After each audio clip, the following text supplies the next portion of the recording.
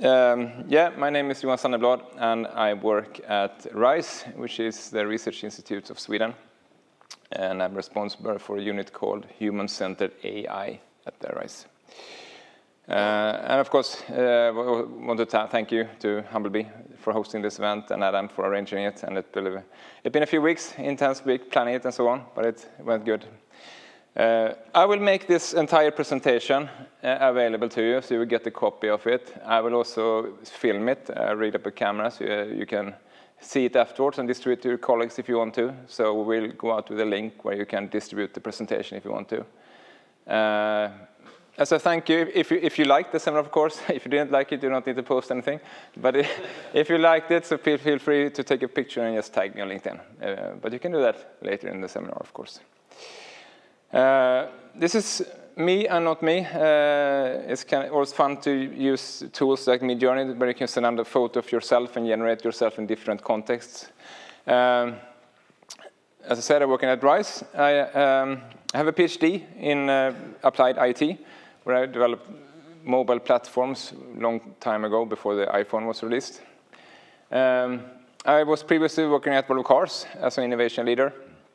Working in the product labs that was started in collaboration with Humblebee, and also driving lots of projects related to safety and also electromobility and smart charging. Before that, I worked as innovation consultants for many, many years, working for a huge amount of companies. I counted over 30 different companies. And basically what I did was helping them, as Arthur said, develop new products and services which they don't have today. Going from a business-to-business model into a business-to-consumer model, innovating new services and products and so on. And typically using a new technology as a platform to build these kind of new offerings. I also have, together with Lego, a wall patent, which I'm pretty proud of. It's one of the projects we did with them, which is relating to a restaurant ordering experience, which is pretty cool. So has anyone of you been at the Lego house in Billund? I would recommend it. It's like Universium, but much more fun. You don't pass through it in like 50 minutes. It's more to do there. And I was also argue that if you live in Göteborg, you have at least 2 apps in your phone that I have been working on. So that was fun. So I believe that, I mean, of course, you see what's happening in the news. You've probably seen the OpenAI presentation, I've seen the Google presentation. So there are so many things happening now. And I believe that we are kind of on the verge of some kind of revolution in terms of programming. But before understanding exactly why this is happening and how this might affect you as CTOs, I will just spend a few minutes explaining about why do we even have programming code, and I said, what is it that is being replaced? What are we going through? Where are we? Where do we come from? And where are we heading? So going back a bit, why do we even have programming languages? When I was 14 years old, my parents bought me this home computer, an Amiga, and of course, there were so many people trying it out, and there were lots of games, but there were also these kind of hackers that were trying to push the hardware, trying to get it to do things that you didn't really understand how they did it back then, because it was just an 8-bit, fairly slow CPU. So one of these presentations is like this transparent, full screen, rotating, animating vectors. I mean, so of course, as a 14-year-old kid, you wonder, how did they do that? And this is, I want to do that as well. So how do I get started doing this kind of things? So of course, you need to look into programming languages. What do you do? And in the 80s, the C programming language had been around since like 72, and it was really big. But on the Amiga, there are very, very few people used it, because the compilers back then, they couldn't really create code that could target the different helper chips, because the way the Amiga was built was that they had different processors for different functionalities. So they have one called Agnus, Blitter, Copper, Denise, and Paula. So the way you need to do stuff like that is you need to basically program each of these coprocessors individually and then sync them together to the display rendering on it. So it was quite complex. So this was impossible to do in the C language, which is basically the reason it never really took off. You could develop in C, but your programs would like run at 1/10, 1/50th of the performance of other applications. So you could do it, but it would be much slower.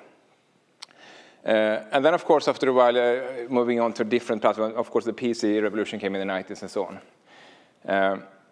So this is basically how the first 4 years of my programming career started, looking at assembly code up and down. So it was a pretty good foundation. And the thing is that with assembly code, it wasn't all bad things of starting with that, because if you came from this kind of background where you had to push registers in a processor, you had a fairly good understanding of how computers worked, and you could push them to do much more than anyone else. So even when you moved on to C programming, you could still do so much more things than other people could do that did not have that understanding. So there were so many game companies born out of this called demo scene. You had like DICE, of course, Starbreeze, Remedy, Techland, Lionhead, Guerrilla Games, and also bigger companies like Rovi and Unity Technologies. They had both the CTOs and, of course, the leading management all have this background in the demo scene. So they were all assembly programming languages, hackers, every one of them. And that, of course, was the benefit that when they used modern tools, they were able to cram out more from them. And myself, I had the same situation. When I did my PhD, I created a game development platform to create games for mobile devices. And of course, that was handheld computers, and you have the Nokia N-Gage phone on that, and Nokia platforms and so on. And I sold licenses actually for these game development platforms to companies like Sony. Nokia used it in their phone, like the N-Gage phone and so on, so they based it on that one, and they sold like over 100 licenses on it. So you might wonder, why do these big companies like Sony buy my platform that was developed by one Swedish guy? Because it was still just C code. The thing is that you needed assembly language understanding to create these kind of things in a way that they perform good. So even if others tried to write this in C code, you couldn't push it to the limits if you didn't understand how you could optimize it for the CPU and the cache and stuff like that in the phone. So it was kind of tricky. Where am I heading with this one? Yeah, of course. So, of course, you know that if you use high-level languages, you can focus on what to do instead of how. And, of course, you know, high-level programming languages, they increase the speed and decrease error rates. But the developers that know what's happening under the hood, they will always produce better code that's faster and more robust. And I argue that these developers are the ones that will always be better at guiding an AI model going forward. You need to have this kind of fundamental understanding of how things work under the hood to get the best result of it. If you have two people controlling an AI, the ones with the foundation that knows how this is working and can put the proper prompt in place, they will have the better results. Both in terms of having a maintainability in terms of the code that is written, and also in terms of performance. So if you look at, this is the first aspect, and if you look at how programming tools have evolved over the years, the main focus of it has been to hide complexity. This is not really a proper graph, but it shows a bit about the complexity of how programming languages have been evolved. Into the major, we have Swift and TypeScript, Dart, Rust, C#, Java, Ruby, Go, Python, JavaScript, C++, so many languages. So it's kind of interesting that it hasn't been like one single languages that have been taking off at the standard, because we still have all these kind of languages, and they're coming and going and evolving over time. But if we follow the languages over time, there are basically two things that have been evolving in all languages in parallel. And some of them have been partially resolved, and some are still very challenging to implement, even if you're a really good programmer. And if you're looking at things that have been partially resolved, it's memory management. For example, if you're using Assembler C or Objective-C, so when the iPhone was first launched in 2008, you used Objective-C, you are responsible for allocate memory and releasing memory. So if you forget to release it, you have this kind of memory leak causing instability, and all iPhone apps between 2008 and 2011 required that we manually allocated and freed your memory. And working in the consultancy business, I would say half of the jobs we did was from clients coming in with an app, saying this app, we don't know what's happening, it crashes at occasions where it shouldn't crash. So we're just using it and it crashes sometimes, and it's really hard to know why it does that behavior. So it was basically we had to go through the code and just see what was the problems in the code, because they didn't have the routines. If you're coming from an assembly background, spending 4 years programming assembler, it kind of gets to you how you use memory for back and forward. You have the routine with it, but they didn't have that. So it's kind of the difficulty. Of course, then in 2011, Apple introduced something called automatic reference counting, and what it did was that it added a precompiled phase where they injected commands that basically tried to manage the memory allocation. The thing is that if you didn't understand how that process worked, which very few did, we got even more jobs to do after 2011 because there were even more weird apps that behaved in weird ways because no one really understood what happened under the hood. This is still an difficult issue that is difficult to manage. Often the runtime engine works against you. It tries to free all the memory at one time, and or in occasions where you don't really want it. If you have been using Android phones since 2009, you know that they always said that next year you won't have this kind of small micro pauses in the scrolling because next year it will be stable. And it took them like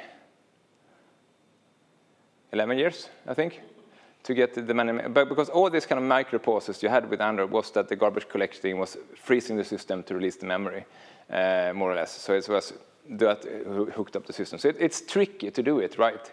And if you're developing game engines today, like in Unity or in Unreal, you have to do this all yourself. You have to do all this memory management. So if you're the game developer, this is what you spend your time with, coordinating memory and so on. It's still very problematic.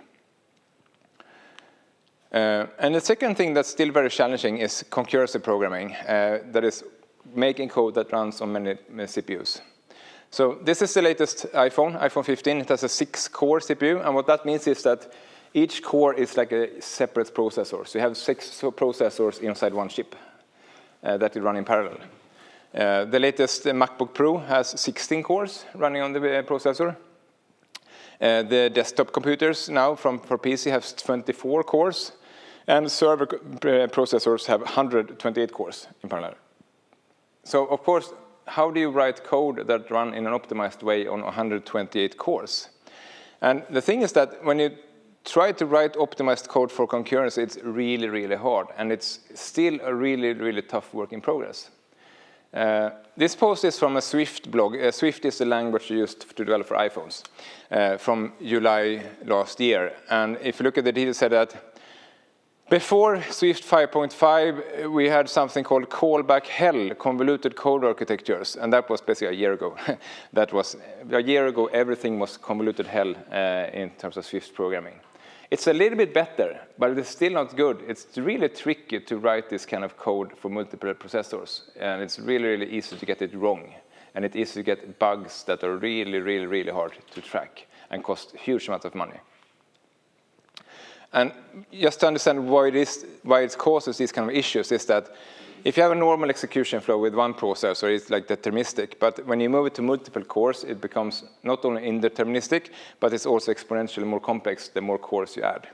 So because you have to make sure that every possible interleaving of machine instructions will have to do the same thing. It's really, really, really complex the more cores you add to it, and the more, the more scaled up. So the benefits of concurrency is that you get extreme amounts of performance out from a single chip. And the difficulties with it is the main reason why I think that AI-generated code will create code that is so much better than what any human could possibly write. It could write code that runs fully optimized across 128 cores, which is impossible for a human. It's too complex. We can't really reach that level. We're still hoping that the tools somewhere will get there, but it's still very, very complex. Maybe the tools will get there, but who knows, maybe the AI will get there faster. So to summarize, programming languages, of course, they evolved trying to abstract details such as concurrency and memory, and these functions are not really related to what you want it to do. You have to do it because it's a way of function of the application, but it's complexity that you really don't want to care about. And if you have an AI language model, it has potential to write code that is optimized in a way that is not humanly possible. So going forward with simplification, so that languages are aiming for simplification. So this is how Objective-C code looked like in 2008 to 2011. And it's still used around up to 2017, I would say, around that. Then came Swift, a simplification. You don't, see if I get on light, no. Yeah, so basically what they do, you don't need to consider that variables or pointers, you then remove that. You don't need to consider that strings or containers. You don't need to consider that concatenation of strings are done as a function because it's built into the language, just to make it easier to write and more easier to read. But the next step then could be something like this. Write the code to concatenate the strings, Swift are awesome, and what do you think? And print out the results. If I wanted to write the first one or the second one, it would take me a while to write that down. But just saying the text below to the computer would take me a few seconds. And it's so much quicker and more efficient to say it than to type in the top ones. And of course, you get the response out. So the question is, how far can we take this? I think this is something that you have discussed at your companies. Can the AI take over and do all the development for us? Can we just lean back and have the AI do an app for us? Say then, for example, you want to create a calculator app. This is what we want to do. Our company will thrive in calculators. This is what we will make our new business model. How should it look then? Okay, of course, the first step is maybe to look at the App Store. How does a good calculator look like? So you start with the Apple calculator in the middle. That didn't have so good grades, like 2 out of 5. So you look at the next one. This is a good 67 grades, 5 out of 5. Looks fairly complex. But then you have this one, also 800 grades, 4.5. So maybe this is the one we should do, right? But it looks completely different. And then you have this one, which also looks different, and that one. And then you experience that there are thousands of calculators that all look different and they all have top grades. So how do you tell the AI which calculator it should build for you? Where do you start? And which one is good and not good? Because even if they look different, some people like one of the calculators and some other people like the other. So I want to say there's no right and wrong here. All of them can be correct, depending on the domain and the user target. So how do you find the requirements to ask the AI? Well, you probably know this more better than me. Then the best software you have is developed iteratively over a long time period. Because when you test and evaluate, improve and remove functions. So if you want to copy another application for 100%, copy this calculator, and this is what we will make money out of in our company, then you can do that, of course. But building a successful app without testing it and evaluating with target users, it's impossible to get it to work exactly for that domain. You can't really specify a full app in the head. You also know that if you have tried to do a requirements phase, if you look back in the early 2000s, like 20 years ago, when you worked with Roop and Rational Process and so on, you tried to do the specification work beforehand and then send it to the development team. You worked with Vattenfall, and it was always problematic and never worked. It's like, you can't prove the full spec beforehand, and you know that already. So this is why I believe that AI will not replace humans. This is not where we are going.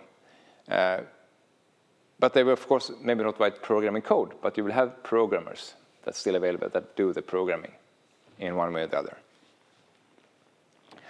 So where are we heading right now? Because it's so many news about AI, generative AI, coding AIs in the news. So where are we heading?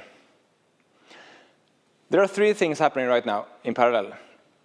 And we will have the first major transaction in the coding industry when all these 3 reach a level of good enough maturity that they together will trigger this transition. And we are not really there yet. So that's why I don't see all companies using generative AI to do the software development today. The first one is that language models are getting much better at coding. This is a prompt I sent into the latest ChatGPT 4.0 that was released on Tuesday. I've been test running this since Tuesday last week, so I have been using it for 9 days now already. And it's amazing at coding. It can do stuff that you didn't think was possible. You need to make sure that you put the prompts in the right way, that you tell it in things that you expect it to do. You can make it fail at programming, but if you understand how to use it, it's really amazing at doing coding today. And this is what the result looked like. You built the cars. This is straight out of the results. It built the cars out of primitives. It has a light with a shadow map, ambient light, and so on, and you can zoom it and rotate it around it. And it even added some extra features like damping to the rotation. So when you stop rotating, it just continues rotating a bit afterwards, and added a background to the text just to make it easy to read it. And it works 100%. I had some demonstrations when you walked in, so you can see some demonstrations. You can create Flappy Bird, tower defense games, Tetris games, chess games. It just creates everything. You can just ask it, and it just does it. And this is, if you look at the scale for development from languaging units for coding, you can see that the one to the left, it says, I'm also a good GPT-2 chatbot. That was the internal testing name for GPT-4o. And you can see it's a huge leap increase in coding quality in terms of other qualities. And it's still not GPT 4.5 or GPT 5. Those will be even better. And why do I say that the next generations will be better? Yeah, because NVIDIA just 3 weeks ago delivered the next generation of hardware chips to OpenAI. These models are still trained on the old hardware. The new ones are 500 times bigger in terms of capacity and memory. There's a huge increase. So if you think this leap was big, it's nothing to what's coming in 6 months. It's, the improvement in performance of coding is going to be completely off the chart. It would be up through the roof here if we wanted to draw this chart. And this is what's happening. I mean, it's not like if it will happen, it is happening. And this is what you need to prepare for, because this is coming. The second thing is that, of the three items, is that there are new development environments created that are built for AI. It's not really good sending in a prompt to ChatGPT and copying it back, or copying code back to the desktop app back and forth. It's a bit chunky and it's a bit messy, right? It's not the best environment. This environment was released by GitHub. It's called GitHub Copilot Workspace, and it's a completely new way of thinking of development. The way you do this is that you define what you want to do. It proposes a strategy and subtasks. So I want to create a calculator app. Yeah, then you need to do these tasks. And then it breaks down each task into subtasks. And then it says, this task will be this amount of code, and you can then review the code, and then it just codes point after point after point. This, together with GPT-4o, I believe will be good enough for maybe half of programming projects. You don't need to code anymore. If you look 6 months ahead, maybe 99% of our coding projects. It's going so quickly. The third performance, which I briefly mentioned, is that is working in parallel, is the compute performance. It's improving at speeds that is almost unreal. This is a graph from NVIDIA at the keynote where they presented the new Blackwell architecture. And this is what GPT-4o was trained on. Yes, you get the feeling of where things are heading. If you think GPT-4o was good at coding, which it is, it's amazing at coding. Think about this, where we're heading. So I believe when the language models, the development environments, and the compute performance all reach this kind of critical level that is good enough for all programming, not just specific, but all programming, then the transition will go amazingly fast. Then, of course, you ask, how fast? Well, if you look at ChatGPT-4, before ChatGPT-4, it was not really good at writing sentences and so on. It was okay, but not really good. But when ChatGPT-4 was released in March last year, there was a study published in March this year that studied how languages, and specifically adjectives, has changed in peer-reviewed academic papers during the last year. How has our language changed over the years in academic papers? And this is how the use of certain adjectives have changed in academic peer-reviewed papers. Everyone in the academics used ChatGPT-4 in all peer-reviewed papers. And the reason, again, is that it was good enough for academic papers, for all academic papers. Then everyone uses it. This is why I kind of want to reset that when the coding environments become good enough for all programming, which we are looking at in 6 months, around that, everyone will use it. It's not a question of if or policies, but everyone will use it. They will find ways to use it.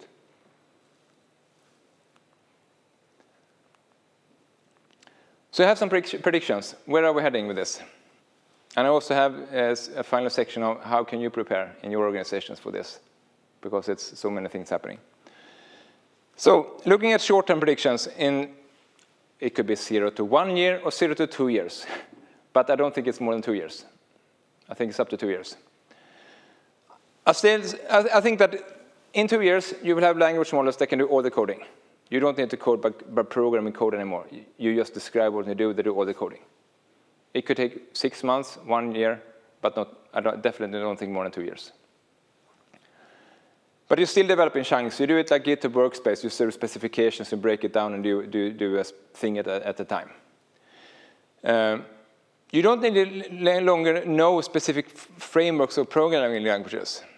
And for senior developers, I would say that I wouldn't call myself like a developer because I don't really develop so much these days. But if I wanted to do development now, I could do it fairly easily with these tools because I don't need to get up to speed with what happened in Swift over the last 8 years since I last used it.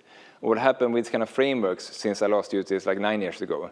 Because I don't care. I just wanted to do the things because I know how to build an application architecture. And I can tell it that, and it just does it for me. So senior developers here will have a huge advantage going forward. The third one is fairly interesting because Google yesterday launched a new Gemini model, and it has a context window, which basically means how much you can send it in, of 2 million tokens. And that is around 60,000 rows of programming code. They launched it yesterday. So right now, they're up to 60,000 rows of programming code. And it's, of course, getting bigger and bigger. This means that soon you will be able to take your entire old SAP chunk of code and just dump it straight into the language model. And then you have your users saying, I want the button up there that sends a receipt on the invoice. And you know that if you didn't have these tools, it would cost like 500,000 kronor, and it would take 6 to 9 months to do that button.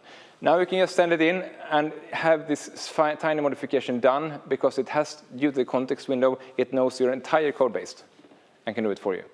It can also help you migrate from these old platforms into modern platforms, which is a horrible job to do today, but you can do it in modules and allow the LLM to help you migrate your source code base. This is game-changing for old systems and moving on to modern platforms. I still believe programming will be done by programmers, but they don't code manually. So this will be, as I said, as soon as it's good enough for all coding, like with articles, everyone will use it for coding. This phase will be absolutely most challenging for junior developers without a university degree. If you have gone through, for example, web developer at Yrgo, it's a 2-year development where you spend half the time learning programming languages and frameworks. This is what you do. You learn how to do it, but you don't really know what it should do and why. And you don't really learn about the computer and the underlying fundamentals. So these kind of educational institutes really need to get up to speed really quickly to change all their educations, because they should basically remove all the framework and programming and focus on understanding computers instead. Midterm, so assuming we have come to the phase where we can use an AI to do most of the programming, what's the next phase? Well, the next phase is that I believe that it will be able to do longer change of sequences, complex codes. It's not just individual structures. It can basically work and modify, refactor, complete complex structures at once. That's the natural next step. The context window grows, the memory grows, the model is larger. That's the natural next step. It basically knows the entire program and can just modify around stuff automatically in real time for your program. The next one is fairly interesting, but that's something we don't have today.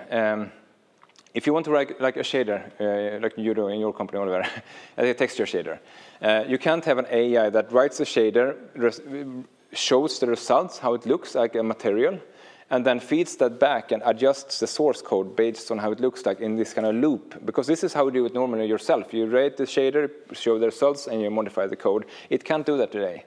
But this, I believe, is the next step. Once we have gotten the languages into a level that it's like good enough for coding, having it feedback into itself, it can look at the user interface.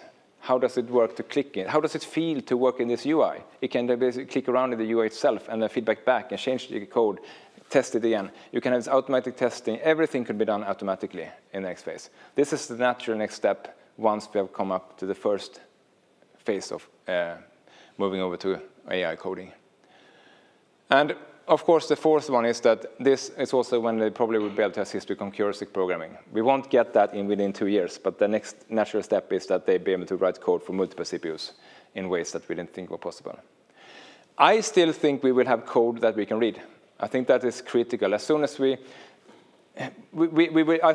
never think we will be able to produce code that we can't read as humans, because the risk for backdoors, issues, critical things, and also traceability.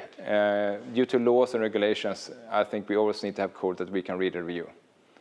Which is why also, again, we also always need programmers. We won't go to a society with people maybe not know it, but we maybe don't need so many of them.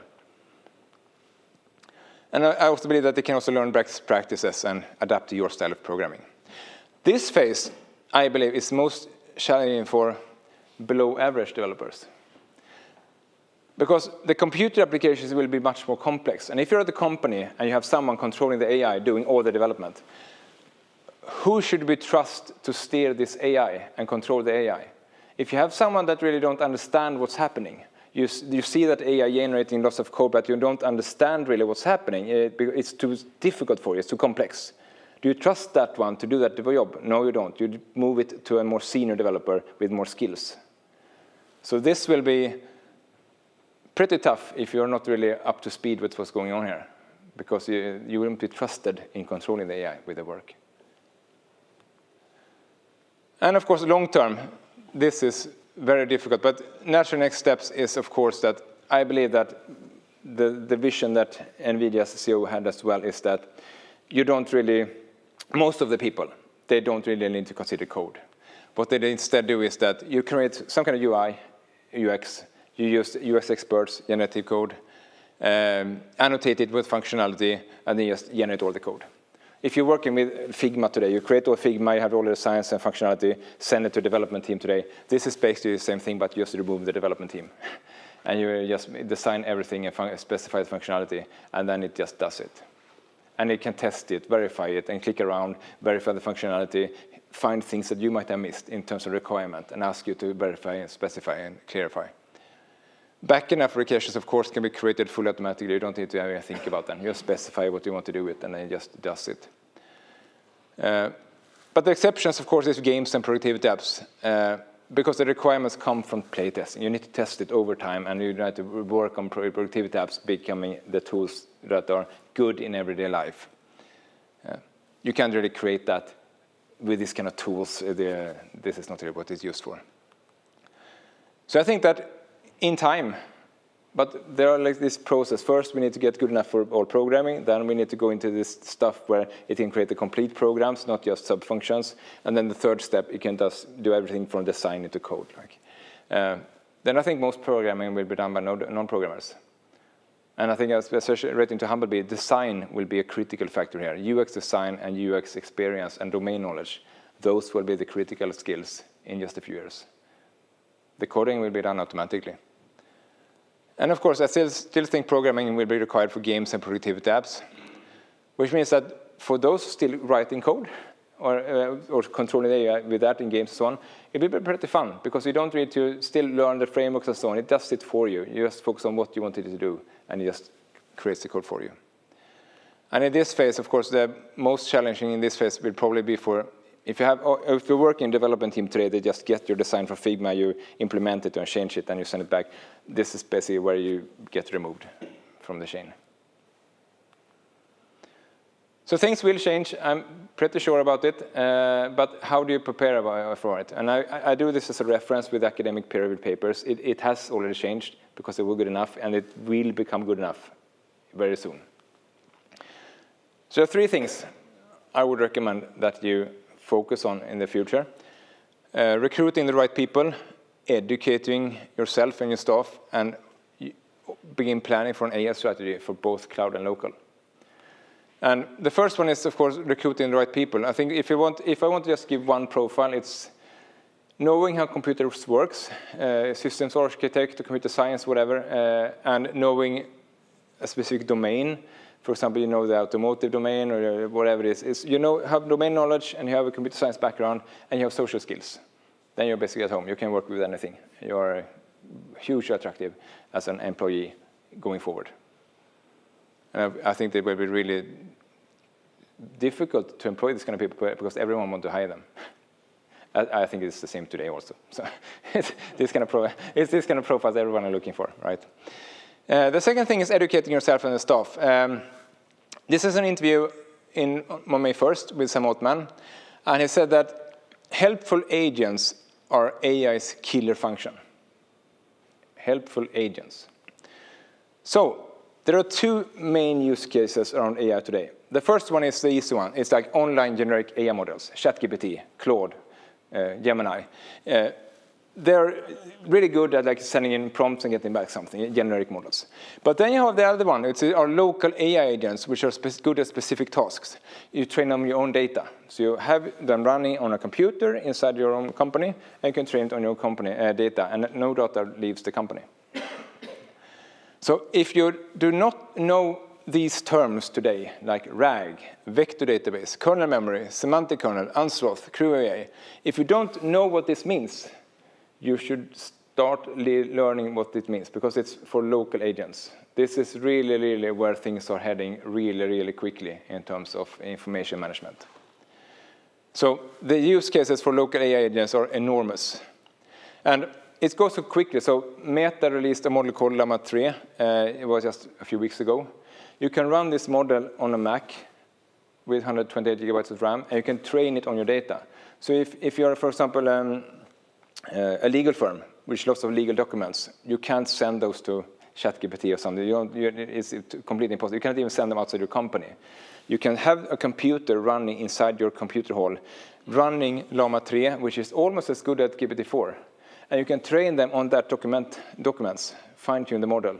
Then you have your own model that is tuned for your models, your documents, and you can ask it things. You can send it to your intranet and be able to find things on your SharePoint finally, instead of just trying to search for it. It's that everything information you have, you can feed this into your local models and build upon that and increase efficiency. And it doesn't really cost anything. It's really, really cheap. And you can do it today. And the final thing is, I think everyone should start considering an AI strategy. And why do I think that? Yes, this is a quote from Bosch. Andreas Neuertz, CTO at Bosch Digital. He said that our developers weren't asking me, they were begging me to have AI in the coding environment. They have launched Copilot internally, which is really good. It's like autocomplete for coding. It's not really good at coding, but it's better than nothing. But it's quite okay. But it's a huge efficiency booster. And they can focus on actual problems, not just boring tasks. So there are two things you need to consider, because these are rolling out now. And soon enough, the models will be good enough for do all coding. And the first one is to think about cloud models for software development. We're not here yet, but we are very, very close to being good enough for all programming. So be prepared to what you do when we reach there. How will you manage this in an organization? What do you say to employees? People working hybrid that are working at home 3 days a week. How can you prevent them from sending their code into ChatGPT, for example? They say they don't do it, of course, but in a recent study I just read, there were quite a lot of developers doing it without their manager's consent. I don't remember the exact figure, but it was quite high.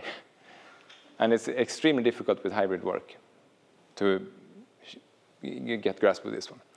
And the second one is for local agents. I mean, we already have local agents. There's so many things happening right now with that. I definitely think it's worth it. It's very cheap. So start investing and looking into this, especially if you're a company that has information or you have clients that have information that could be benefited from being searchable. If we customer responses, as a customer service, Klarna just replaced 700 people with AI agents in customer service. It can do so much things, but also finding information internally, finding prejudices cases for legal affairs, for example, in terms if you're an attorney office, you can just say, I want to find similar cases to this one. and it just finds it for you in a ways that was not possible before, and no data leaves your company. So this was it for me. So if you have any questions, like where should we start, send me an email. We can have a quick phone call if you want to have questions and so on about where do we started with local and cloud strategies. And if you did not post a photo on the seminar, now is a good time to take a picture and tag me on LinkedIn, so if you liked it. And then, of course, we can have some discussions afterwards. So thank you.